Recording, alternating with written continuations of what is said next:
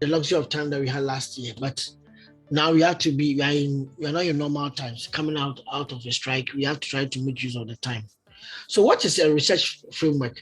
Now, the new students who are joining us, Bismarck, Bless, Samuel Boateng, have you ever heard of the word research framework before? Have you ever heard of research? I'm not going to ask you to define it. I'm just asking you. Have you ever heard of the word research framework before? Yes, please. Bless, you are the one who has heard it. Is that Bless? You are lost too. Are you the one who? Or Erasmus, you are the one who has it. So I was blessed by he has muted.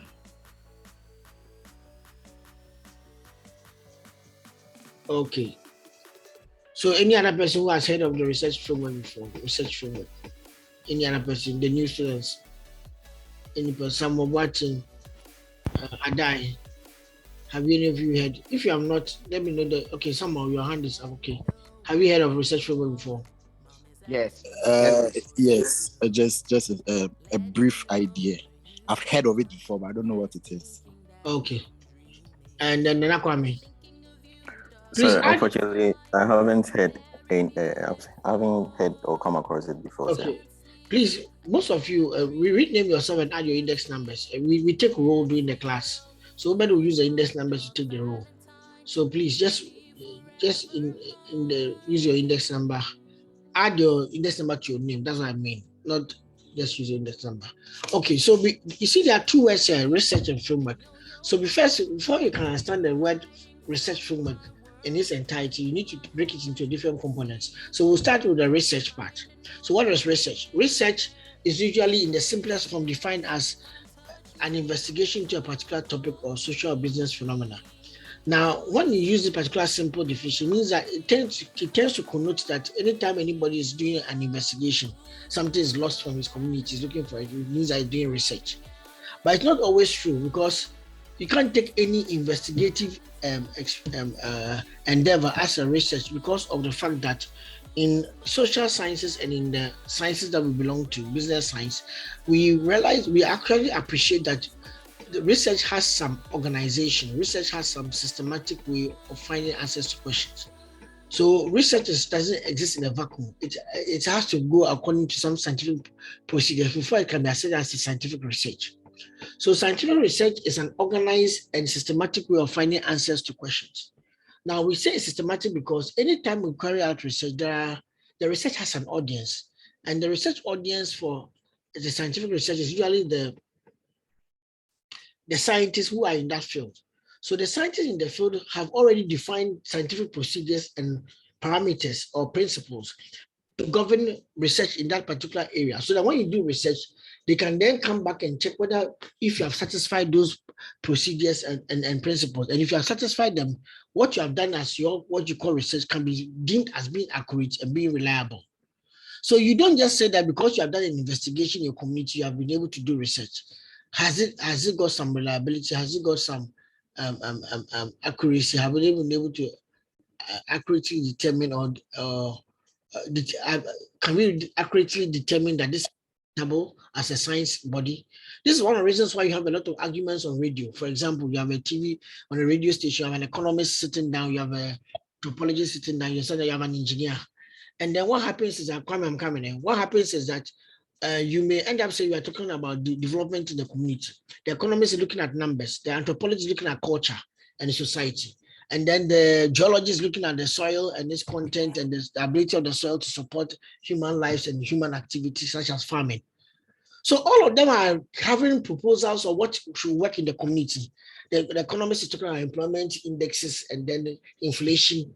And he thinks that his perspective about managing the economy is right. The other person who is coming from a geological background has a different perspective. Now, all of them may be saying certain things, but doesn't mean that one is wrong or one is right. What it actually means is that depending on their research discipline that they belong to, those scientific procedures and principles that govern that area is what actually frames their thinking. So whenever you see you're doing research, whether you're an MIS person, an HR person, you're a marketing person, we always need to know what scientific body do you belong to. For example, because you're under my audience and you belong to this program, you are supposed to be under the scientific audience of what? Information systems. In fact, specifically management information systems.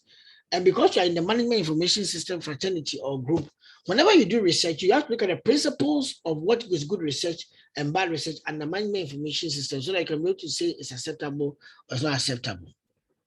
Okay. Now, the next thing is organized. Organized means that there are some steps that have to be followed. So every research has some steps. Now, though the systematic procedures are unique to the discipline, the scientific discipline that they belong to, the organization of a research is almost common to all. So every research is a search process. There's an objective of trying to find an answer to a question. And because you're trying to find an answer to a question, there's going to be a set of activities that you do to be able to find the question. Those ones that define the steps of the research is what we say it is organization to research.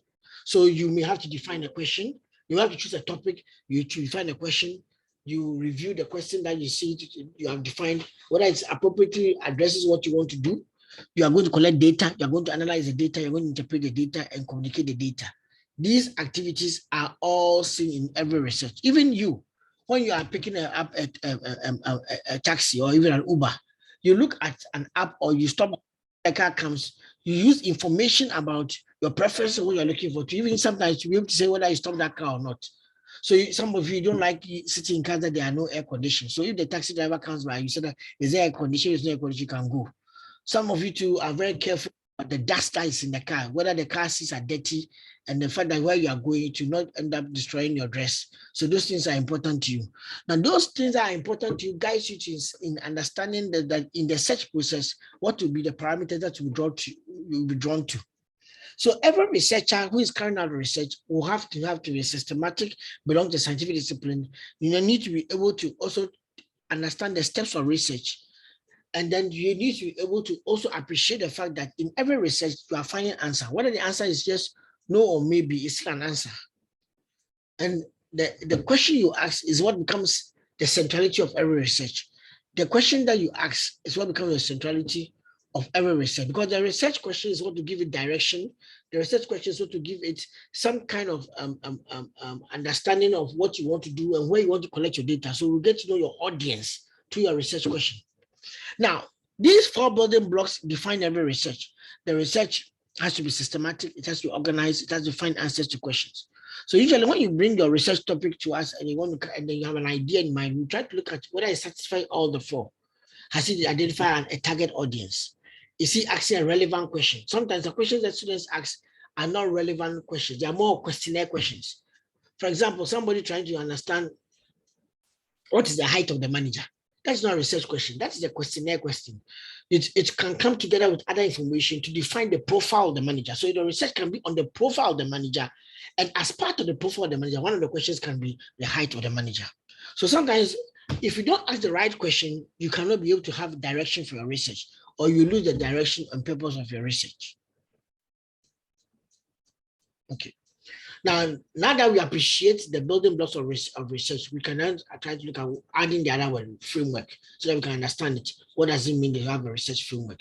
Now let me go to the question, the question chat room. You see what chat questions are coming up from the chat room. I see there's one chat. I don't know whether it's a question. Oh, you keep on saying thank you, thank you, thank you. For Bless, thank you. Lewis, thank you. You are not asking a question. I also saw a hand up. So the person who has hand was up. If you can ask your question.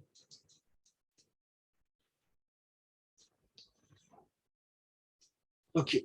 Since there is no hand, nobody wants to answer a question. So let's continue. So now the research framework is a framework that is for the research. So every research needs a framework. Every research ideally, I'll use the word ideally needs a framework. A framework is the way in which you try to find answers to your questions. So that framework was going to tell you what should you look out for. Let me give you an example. Supposing Bismarck comes home and realizes that the soup that he cooked yesterday, the palm nut soup that he cooked yesterday, he lives with 3 other guys. All the meat in the palm nut soup is gone. Now he needs to be able to start asking questions about it. He can either go to ask questions about who drank my soup, or you have to find out who has come into the house before I left, or you have to try and find out in the past who is most likely to be the person who will come and take his meat. Because sometimes I'm out of friends, and has he allowed giving a pre-order to somebody that anytime I cook, you can take my meat? Now, these 4 questions are all important points that you can actually use for the research. To be able to give the researcher some direction, you have to establish a frame so he can define the limits of what he's looking out for. So the frame becomes the variables you're looking for. So what the questions I asked, there are some variables in the first one. I asked that I pointed out that he's in three boys in the house, 3 other guys in the house. So who drank the soup? So the who drank the soup means that he's actually trying to find out whether there has been a drinking of the soup. Has the soup lost the soup, all the meat is gone. So is there any evidence to show that somebody has drank the soup? Okay. So one of the variables he's looking at, he may have, is about the drinking, a measure to capture the fact that there has been a loss of meat coming from somebody in the house. So who drank the soup? So we are trying to find a person who drank the soup. So maybe a person who drank the soup. So that's the first one. A person with the characteristic who drank the soup. The second variable I mentioned is that who came into the house? So it's about now time. Since I left, who came into the house? So the first one was about a person, and the second one was about a time. I also mentioned that who has history of taking people's meat from the soup. So now another variable that we can define is history. So you have historicity is there. Then you have what time is there. Then you have what also the person is there, the characteristic of people, the person being there. The last one, he also mentioned that has he given a mandate to somebody that he has been sharing? Is there any pre-existing relationship with any person in the house that when I do my soup, you can drink? When you do your soup, I can drink. So is there any prior relationship or covenant with somebody? So in that scenario, you have got 4 variables here, or 4 concepts. You have got the first one being the person, the second one being what was the second one? I mentioned Ashama. The second one is Ashama. Amos. Please, I left, so please make me co-host again so that I can. Okay. Doc, sorry. Amos, when I mute you, then you unmute yourself. When I mute you, you unmute yourself. Okay. So sorry. So let's go back again. The first one has to do with the person. The second one has to do with time. The third one has to do with historicity, that's history, and the last one has to do with a prior relationship or covenant or a contract. Now, so I can use these 4 variables to go into my research and ask questions based on the 4 variables. So you're able to understand that a person may have drank the thing, not an animal. Number 2, time. Which persons have come here since I left? So that's also, person is related to time and can also influence the drinking of the soup. Because if you just let for a minute, how can a person take all the meat out of the soup within a minute? Unless the person is a wild person, maybe he's flash, he can just come in and just take it and go away. Okay. Then the next one was history. So another variable, history. The last one has to do with a prior relationship. So prior pre-existing covenant, pre-existing relationship contracts. Okay. That he has with somebody that you can eat my soup, I can eat your soup. So a brotherly relationship, a brotherly friendship can actually allow them to eat each other's meals.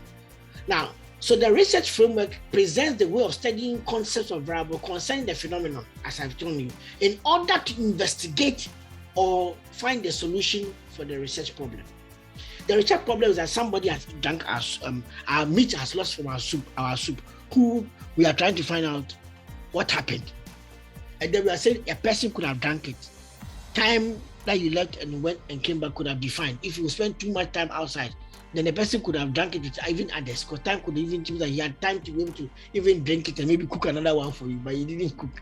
And then number 3, history. People who have got history of stealing the soup, so you may want to start from that place.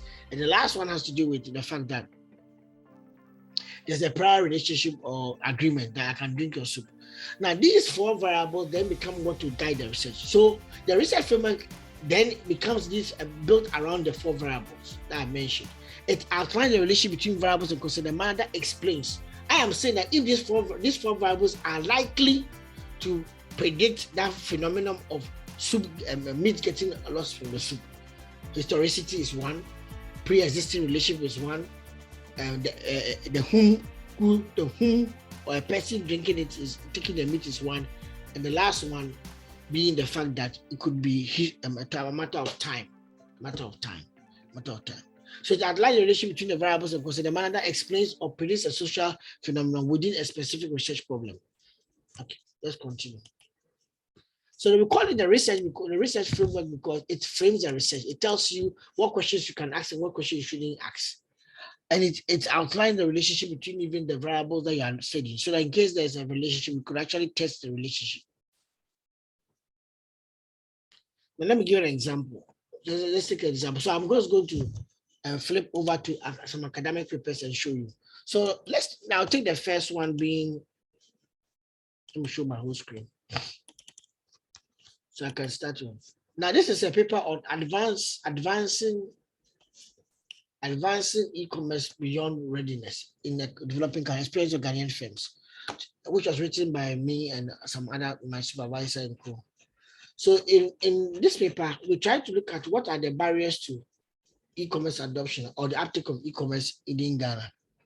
And to be able to do that, we needed to be able to identify a conceptual research framework to be able to do that. To develop my research framework, you see the heading research framework.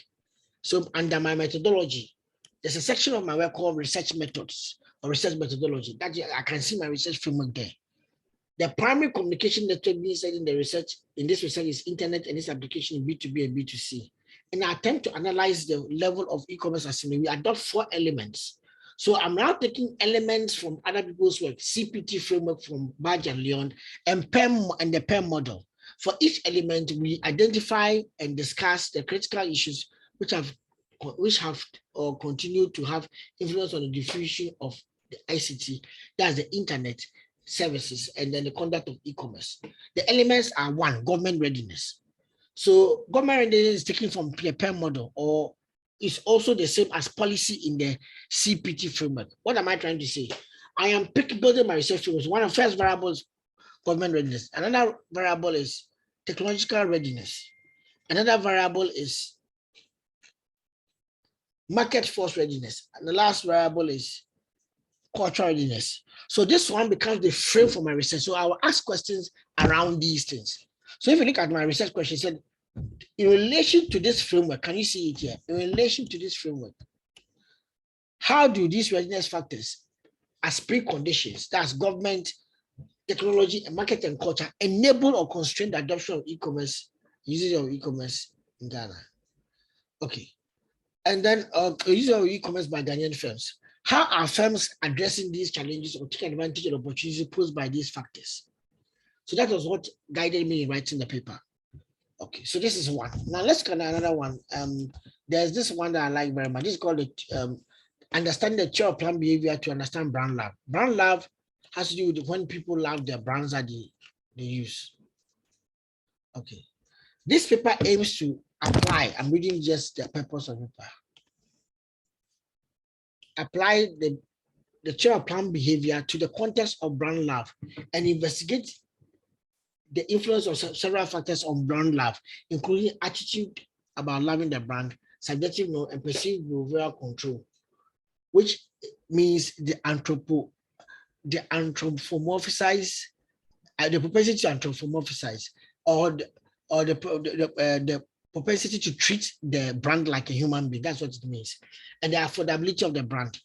Now, what we have here is called the theory of planned behavior. The theory of planned behavior itself comes from another one called the theory of reason action. So look at it. The TPB is an extension of the theory of reason action and has been one of the most influential theories in explaining and predicting human behavior. It offers a comprehensive yet parsimonious psychological theory. Parsimonious means that it has enough variables to explain something very complex. Okay. that identifies the causal structure for explaining a wide range of human behavior. So anything you're trying to study human behavior can use this theory. According to the TPB, intention is a direct function of attitude towards the behavior, subjective norm, and control.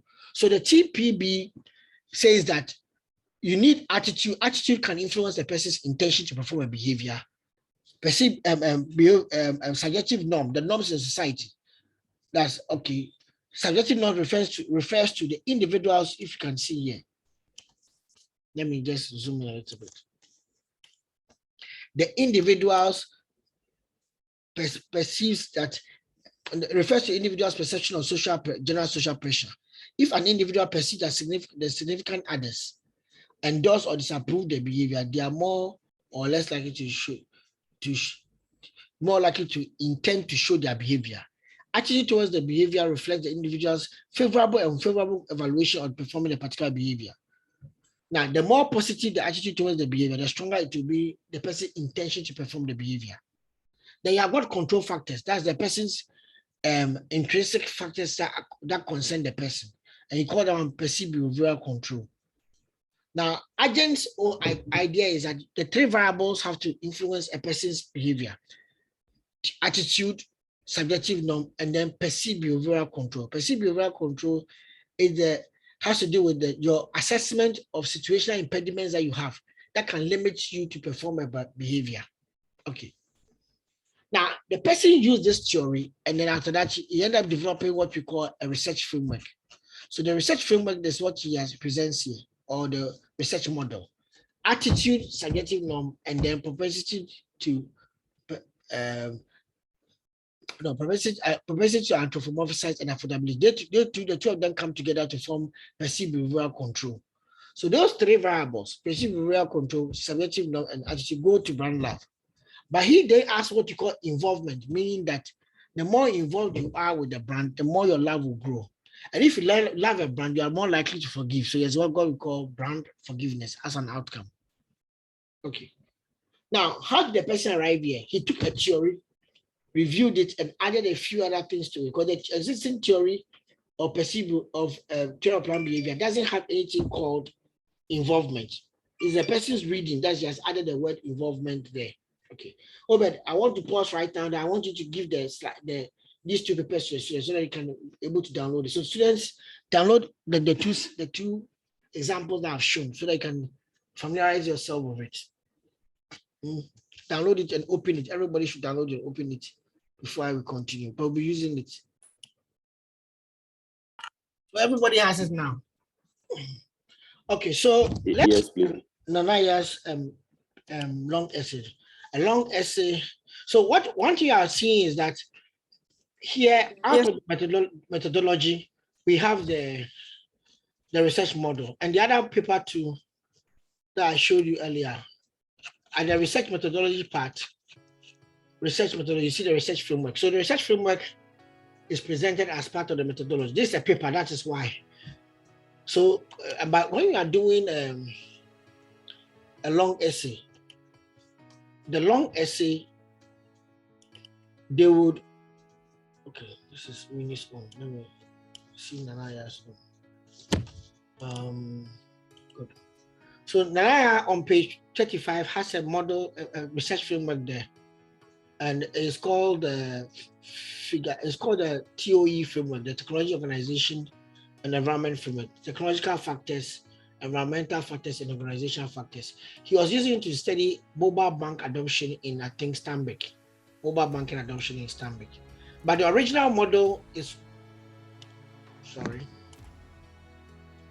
the original model here, let me open the original model here. This is how the original one looks like. The TOE framework, coming from a book by Tonarsky and Fleischer. In Tonarsky and Fleischer's book, an argument was put across that there are three factors that can influence the decision to invest in technology at the firm level. This is about the firm level. At the firm level, we can be able to buy technology or invest in technology or adopt technology. He says that the technology, technological factors, organizational factors, and then external environment factors or the environmental factors. These three things influence the firm in adopting and using a technology. So she took this one, and then she did her readings. After doing her review, she was able to adapt it for her work. So she developed her research framework from the existing one that was there. Now, because she's suggesting this one, we call it a conceptual framework because she's conceptualizing it. But it's also a research framework. Now, what she means is that she has picked somebody's work and conceptualized it as this. So you've got technological factors, organizational factors, and then environmental factors. When you look at the TPB, that's the theory of plant behavior. The existing theory is there, but the person also conceptualized it to study brand lab. The theory of plant behavior is not specific for brand lab, it's just for every behavior. That any person's behavior will be influenced by attitude, subjective norm, and then some control factors. Those control factors, they can differ depending on what you are trying to study. So and then the owner of the theory says that's agent, that these three variables will influence intention to perform the behavior and then actual performance of the behavior. So there's supposed to be, sometimes there's an arrow that comes from here to here. But in using it for this work, the person called the proposed research model means that she is proposing to use the theory of plant behavior, which has been established already. Theories are already established. After studying phenomena in society, people establish theories so that we can be able to predict future behavior. So you pick the theory of plant behavior, and then you're now proposing that to study brand love for luxury products and the forgiveness for the brand. I can see that the attitude, what is a behavior, loving is a behavior, attitude, subjective norm, and perceived moral control can influence the brand love. And then forgiveness will be an outcome if the person tends to love you more, or will be a resultant of the outcome of the brand love. But the ability to love a person or love the brand more is about how much more you are involved with the brand. The more you are involved with the brand, you are more likely to love the brand. This involvement was not in the previous model developed by Agent. So here we are seeing that somebody is proposing something. So he's based his proposal on reading the literature. He read the literature and said that, oh, involvement can also influence. And the subjective norm, attitudes. Subjective norm means that people are in the society that can put pressure on you. Celebrities can put pressure on you to like a brand. And even sometimes your peers can put pressure on you to like a brand. Perceived behavioral control. Your affordability of the brand. Even if they put pressure on you, can you afford? And are you willing to love the brand that much and treat it like a human being that you go all out for the brand? Like you see some in Ghana, when some people, some celebrities, somebody talk about them, then their brand loyalists, come and defend them. They tend to treat that brand as like a human being. So they love the brand, and they tend to pour their whole heart out for the brand. I remember when iPhone came early, there was a case in China that there was a particular iPhone that was being released. Somebody sold her kidney, to go and buy an iPhone. So I'm not saying go and do that, but I'm trying to just tell you the extent of which people can treat brands that they love like a human being. Okay, Ghana, maybe nobody will sell, will do that. Anyway. Nade, you said that I mute on purpose. Yes, I wanted to get some water to drink, so I muted it on purpose. Okay, good. So please, I just want to appreciate that a person can pick a theory and use it for his work and still develop a research framework. So his research framework is just about the frame for the research, the variables he's going to study. Those variables are coming from either the literature, that's where he got involvement, or the theory, that is where he read the theory. Or sometimes a person can just pick the theory and use only just the theory. He'll not bring in many much from the literature. Okay. I'm just saying some of these things are very new to you, but with time, I'm taking my time to explain. The video made available to you, but with time, you'll get to understand it better. Okay. So let's go back to our slides and see what our slides were saying. Okay. Oh, but have I left something, or I should go ahead? Oh, please go ahead. Okay, so let me go ahead. Ask everybody to see. Let me share my slide. Only just the slide. Okay, good. So what we saw is that in a long essay, that long essays are written by MBA students, theses are written by MPhil students. So in a long essay, the research framework is seen as part of the literature review, which is chapter 2 of your research work. But this is a research paper. In the research paper that we had, you realize that some of the research papers, they move this one, the theory, as part of methodology. In some research papers too, sometimes the people add it to the literature review. I didn't show an example of that one, but I just wanted to point that some research people add it. Others also people bring it. Like the paper that I showed you, the two of them I showed you, they all brought out in the methodology. But in your long essay, this is what you see. Most of the people who do long essay, they add it to the literature review.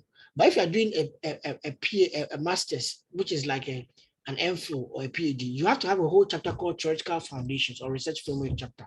That chapter, there's one where you explain your research framework.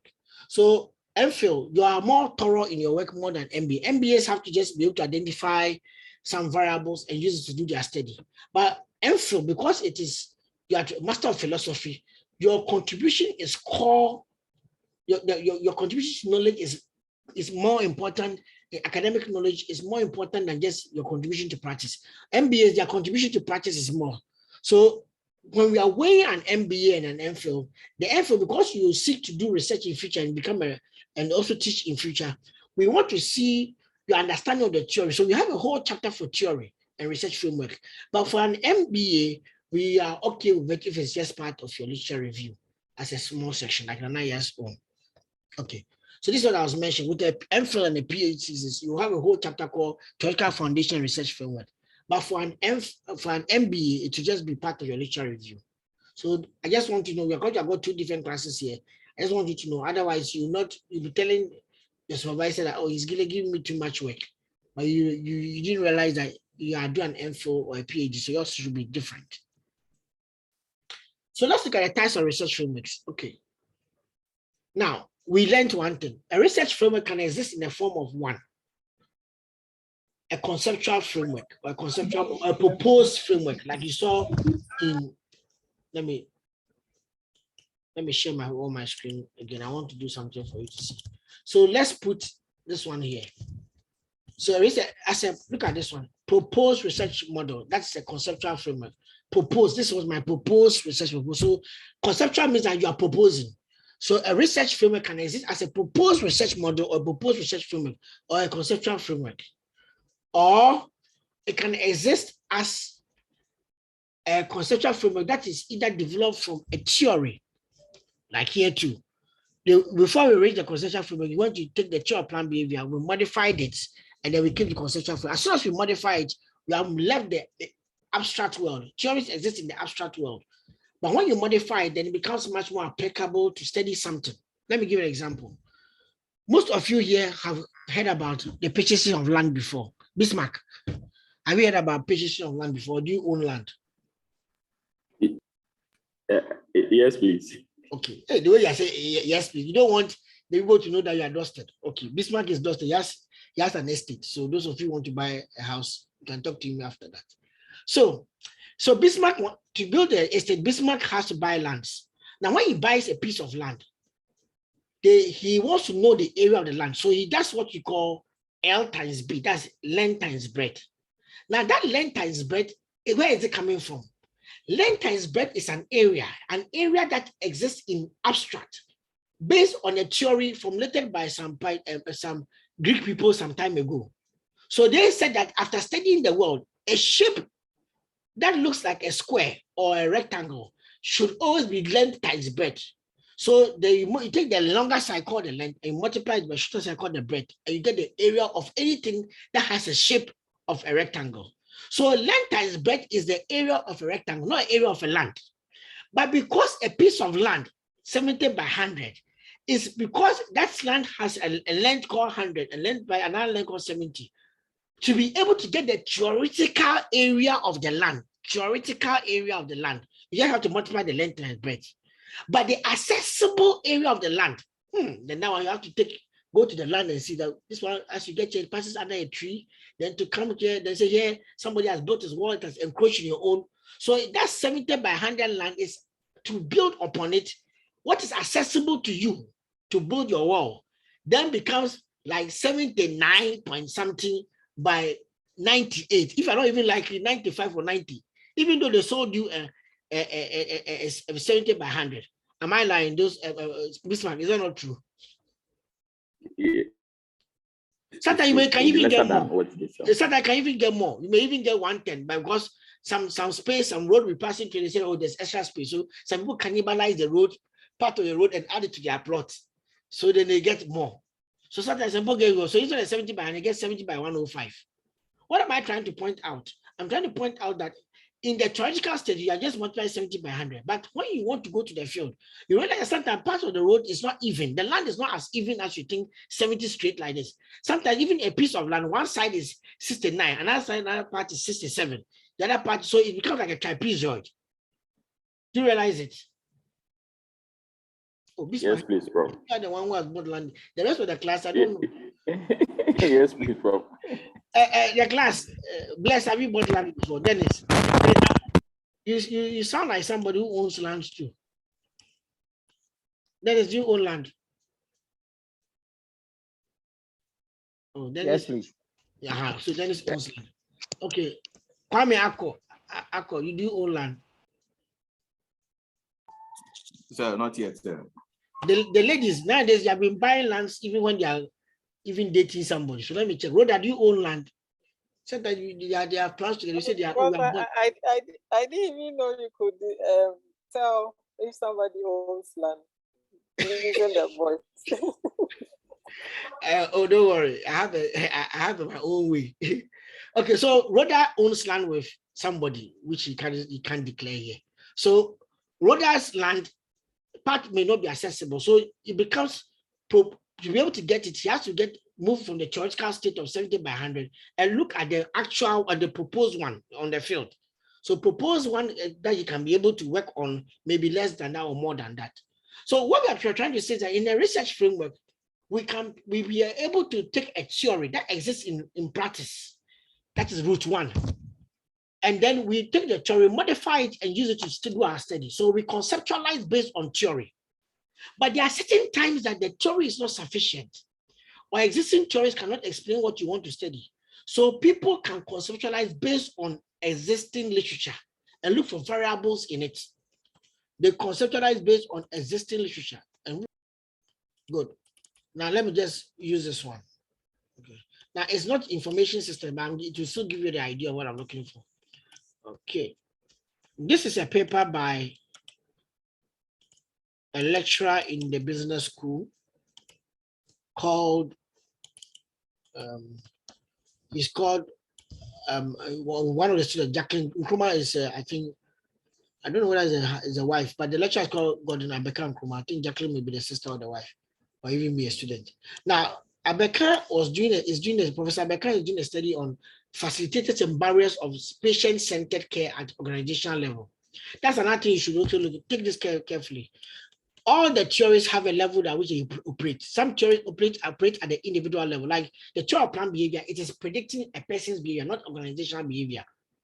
But some theories explain a person's behavior, an organizational entity. So get that right. So you look at facilitating barriers of patient-centered care at the organizational level. A study of 3 district hospitals in the central region of Ghana. Now, to be able to develop this, what he did is that he reviewed the literature to develop what you call a conceptual framework. Do you see that, ladies and gentlemen? Do you see the word the conceptual framework? The same as proposed research model. But listen to what he said. This study is informed by the work of what? Dale Shala. Shala, in his work, patient-centered care, what does it take?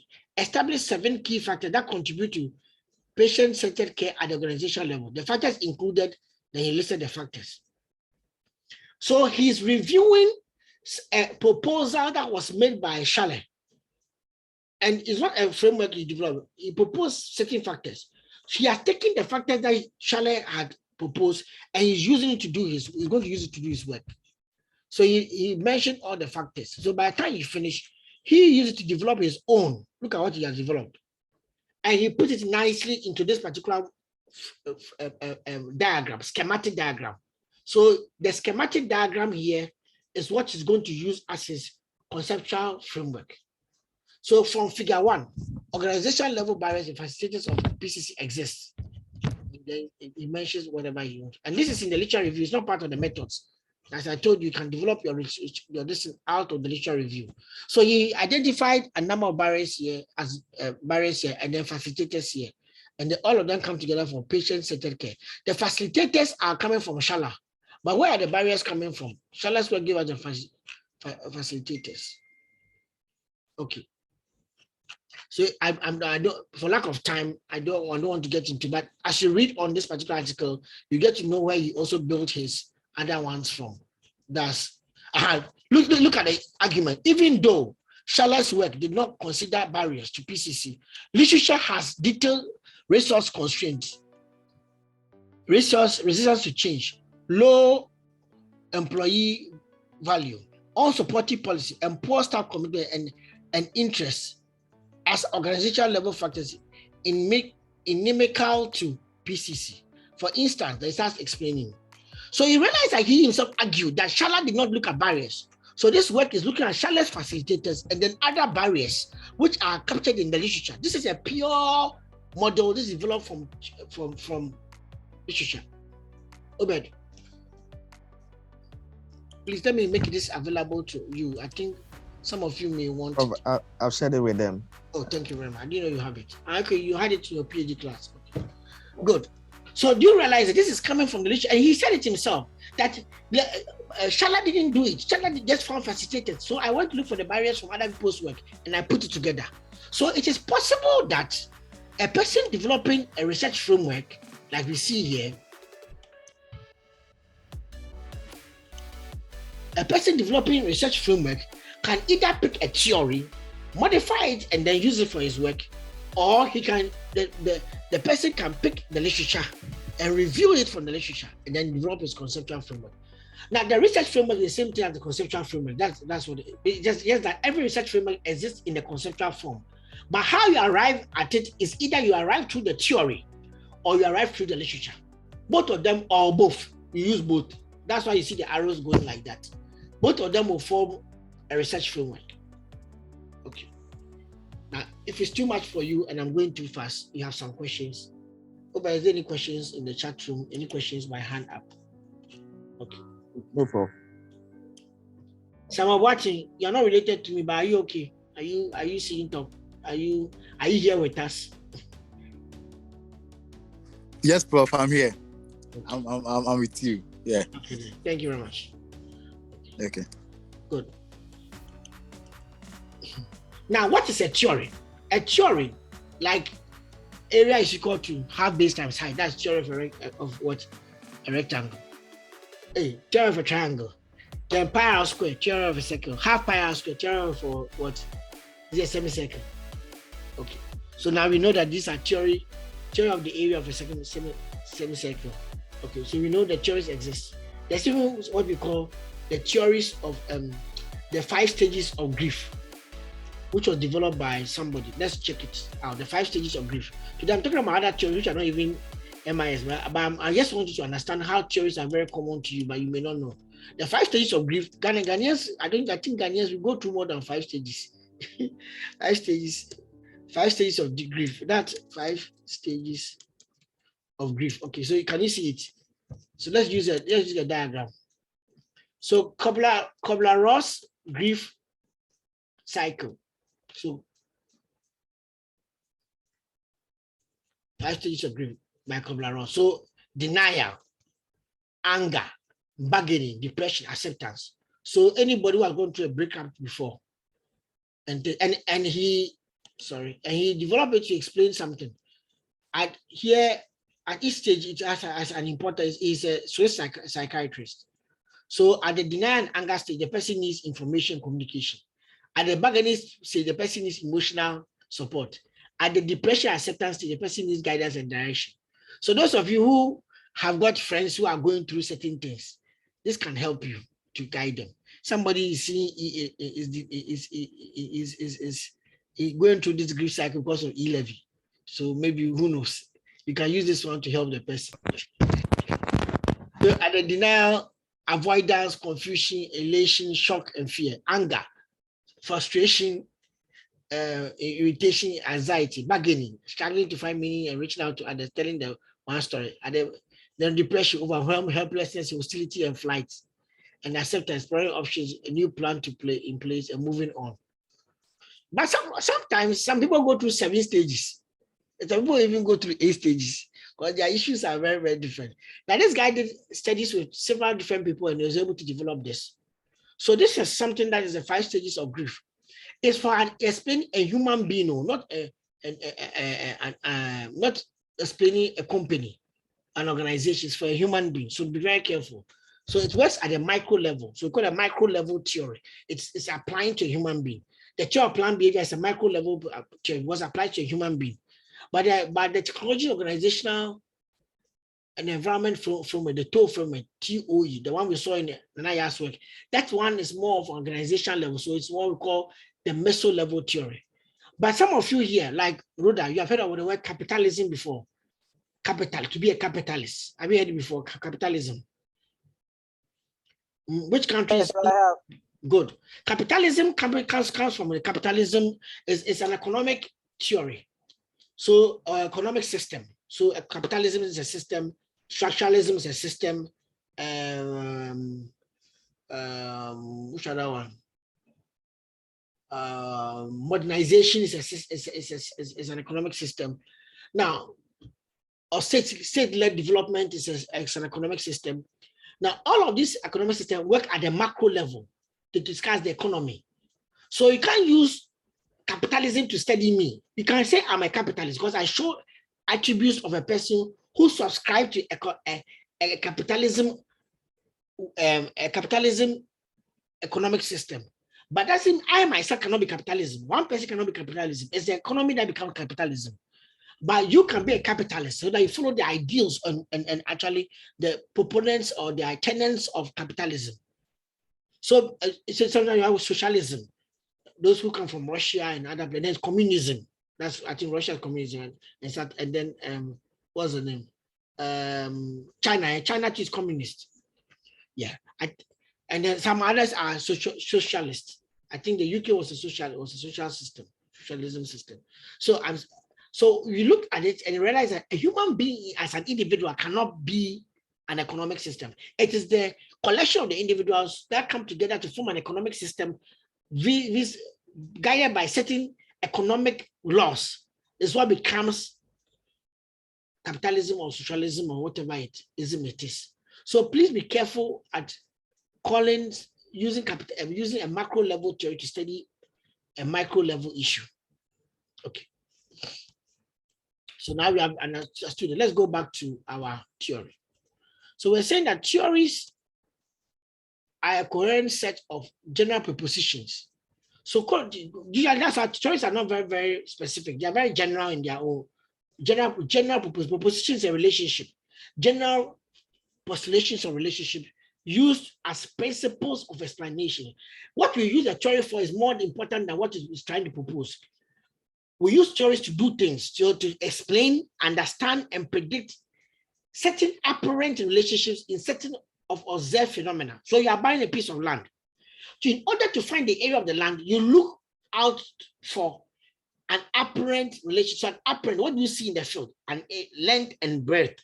To be able to get the area of it, you go and look for a theory that tells you that when you find anything that looks like a rectangle, that means that it has been observed. You can observe that it is like a rectangle. You can be able to apply this theory of an area to it. So it means that a theory is used to be able to predict observed phenomena. So something that is happening, you are looking at the theory because the theory has observed the thing in the past over time to be able to predict that when A is multiplied to B or when A is in the presence of B, this will come out. So now that you are in this field and you are in the real world and you see A in the presence of B, can you see what should come out? Because it's predicting that it should come out this way. So a theory is a coherent set of general propositions, general proposals of relationships that are used for explaining, understanding, and predicting upper relationships of certain observed phenomena. The latter part of the definition says that we have tested this thing already. We have apparent relationships. We have observed and known that this one, they work together. And after observing them for some time, we can say that when A multiplies to B, you get C. So if I want to be able to find C and I'm in the field and I realize that the field satisfies all the parameters of A and B, I can just do the multiplication and get the answer C. All theories have been empirically tested and verified. A theory is not always a diagram. It can also be a mathematical equation, like I mentioned, or can also be a sentence. Water boils at the boiling point of what? 100 degrees Celsius. It has been theorized, it has been established. Now, the boiling point of water is 100 degrees Celsius. Doesn't mean that at the end of the day, all water will boil. Water has a particular combination, 2 parts of hydrogen plus 1 part of water, of oxygen. Some people's water has other things mixed up with it. That is why when you buy your life boy or your soap and you wash it in some water, it doesn't lather because there are other things that is preventing the soap from working in its optimal state. So sometimes water is not pure. The water that is not pure will not boil 100 degrees Celsius. It may either boil before or even after. It may even take a longer time to boil. Why? Because the water is not pure 2 parts of hydrogen and 1 part of what? Oxygen. Do you understand it? So theories can either be sentences, it can either be a schematic diagram, can be an equation. When a theory is a schematic diagram, it means that there's a sentence or a set of relationships that is being used to show in a schematic form. So for example, attitude toward the behavior, subjective norm that is influencing the intention, perceived behavioral control that can also influence the intention. But all of them, only perceived behavioral control can influence a person's behavior, the actual performance of the behavior.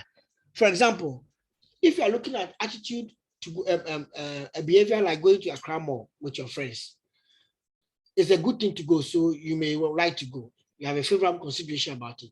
Subjecting all your friends are going, so peers are influencing you. Perceived behavioral control, because they are going, you want to be part of the friendship. So you are kind of controlled by that propensity that you want to be acting like them. So you join them to go. However, when you get there, your affordability and what you eat and drink depends on what's in your pocket. So your actual performance and whether you stay there for a longer time depends on what's in your pocket. For you to enjoy being at the mall and stay there for a longer time can be constrained by what? Income, which is related to affordability. So the perceived behavioral control is the only one that can constrain the actual performance of the behavior. The rest have to kind of suggest an intention, but the perceived behavioral control can influence the actual performance of the behavior. That was Agent after studying for a long time. But before he did that, he developed what he called the theory of reason action. The theory of reason action says that perceived behavioral intention is an equation of, it's a function of a person's subjective norm plus a person's attitude, and there are some weights attached. Now, as of that time that he did this one, he didn't add the perceived behavioral control. He was just talking about what is the reasoning behind people's actions. It was later that he added the perceived behavioral control. So we have learned something today. The research framework can exist in the form of a theory that may be modified to develop a conceptual model, or can go straight to a conceptual by reviewing the literature. Okay. Now, a conceptual framework, as I mentioned, yes. Please, there's a question. Oh, yes, please. That's why the thing came up. Okay. Please go ahead. The question is from Bless. Okay. He's asking, please, can we use both theories to develop the framework? Can you use more than one theory to develop a framework? Yes. Can you use more than, that's what he's saying. Can you use, this theory is used by psychiatrists to understand and help mentally. Okay, Bismarck is saying that. Can we use both theories and literature? Yes. But that's what happened in this one. Look at it. Bless, you didn't see it. That's what happened in this one like this. Okay, this one is a theory. And this one was in the theory of planned behavior. The guy read involvement. You like, let's go look for it. Where's involvement? Involvement. Additionally, you see, additionally, it means that it's not part of the theory. Additionally, the moderating role of involvement with the product category is investigated in this study. Sakowski defines involvement as a person's perceived relevance of an object based on inherent needs, values, and interests, In this line, consumers are personally involved with the product category to the extent that they care about the entity and perceive it as important.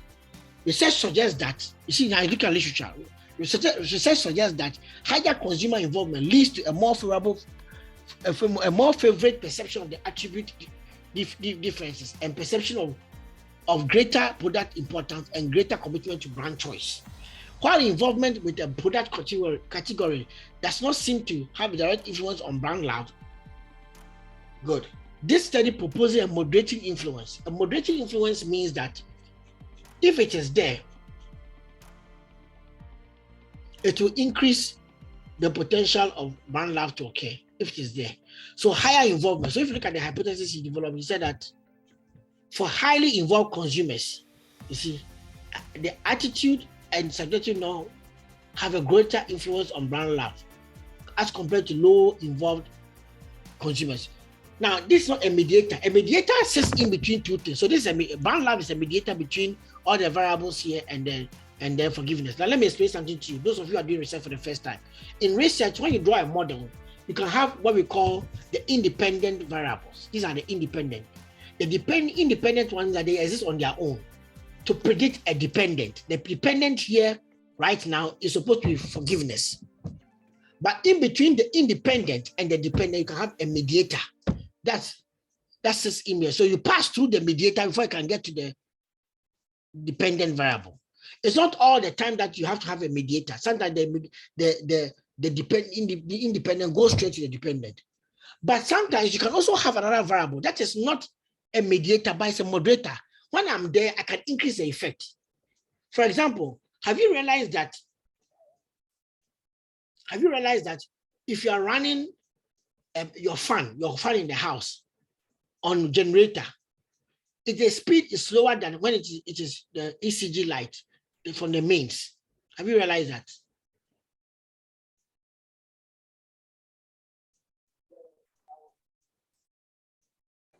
Yes. Okay, good. Thank you very much. Who said yes? Nothing. Obed, please take notice of the person who said yes. Yes, he's helping me teach. So I'll remember her or her. He's her. Not there. I'll remember you in paradise. Now we are giving marks. We'll remember you. But there's marks for class participation. So those of you who are sleeping. Yes. Okay. So what we are trying to say is that when you have a mediator increases the effect of a variable. So the variables are more likely to have a higher effect because of the fact that there is involvement in the being here. That's why he's saying that for those who are more involved will have much more to do with attitude and subjective than those who are less involved. Okay. So I've told you something. I've told you the variable. A variable is a measure of a concept that you have. For example, if you have a concept like performance, you have to measure it. So you can have to express it in a form that it can be measured. If you have so sometimes in research, we have certain things, items to be able to measure a variable. We'll talk about that later. We are not reached there. So let's continue. We appreciate the fact that, let's go back. We appreciate the fact that a conceptual framework can exist in different forms. Now, we use conceptual frameworks. I'm going to my latter part of my presentation. We use a conceptual framework to do a number of things. So there are analytical schemes which simplify reality in order for us to discuss research.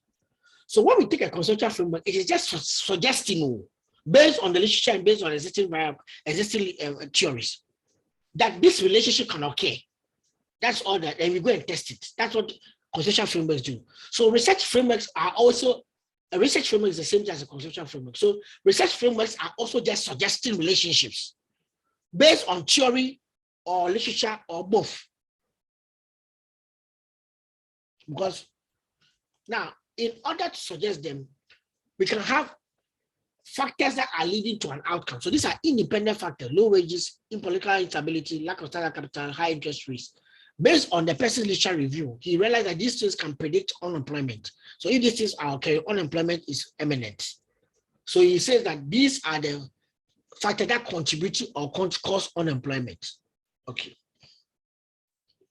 So we call this a factor-based model. So the factors are just predicting an outcome. Okay. So today we have been able, now I'm going to reach the building blocks of a theory. What goes into a theory? I'll hold it on here. Today we have been able to appreciate, because it's a lot I've given to you, appreciate what a theory is. I've been able to appreciate, tell you what goes into a theory and the formulation of a theory. And what I'm going to do right now is that I'm going to leave you Obed, if you don't have any question, to show you the Sakai platform, how to get access to your materials. And if you don't have your Sakai access, he's going to help you get your details so that we can get you Sakai access. So that was, it's very, very important. We'll be putting the links to the videos, we'll put links and the WhatsApp access to. But I just want you to appreciate that what a theory is. A theory is just a set of coherent propositions, coherent relationships, proposed relationships, which are used as principles for explaining, predicting, and then what? Explaining, understanding, and predicting apparent relationships in certain observed phenomena. So there should be, the relationship should exist. A theory cannot predict something that doesn't exist already. So theories themselves have been observed in the past from the real world. So before we say the theory of something, anybody can use it in a sense to be able to do his work. There are several theories in management studies, but you have to be very careful and appreciate the different theories so that you know how to use them. Now, there is a book by Miles and Jeffrey Miles. I have access to the PDF of the book. I'll upload it there to you so that you can be able to know. He has a whole collection of management theories, and then explains the theory, tells the weaknesses of the theory. Now, for information system theories, there's also a book by Yogesh, and Yogesh has volume 1 and volume 2, just full of theories explaining them. But that's quite old. However, for information system researchers too, you can go to this website, IS Theory. You can just type it in Google. I'm illustrating it to you so that you can use that to start reading about theories. IS Theory.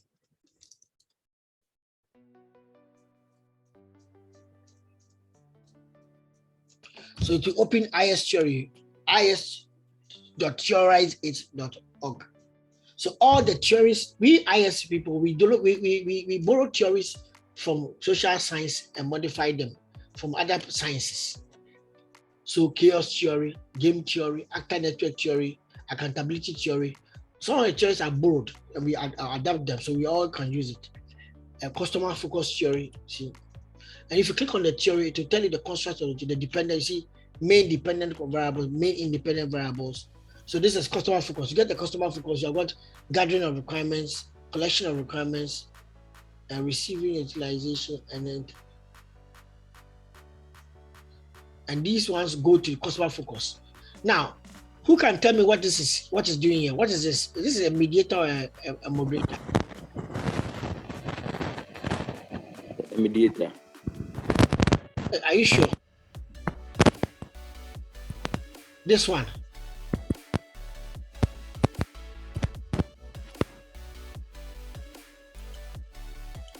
Are you sure this is a mediator?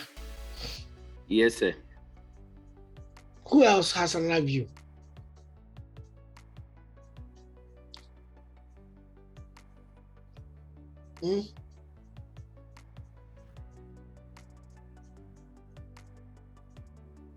Sir, Okay, it's a moderator instead moderator. of mediator. It's a moderator.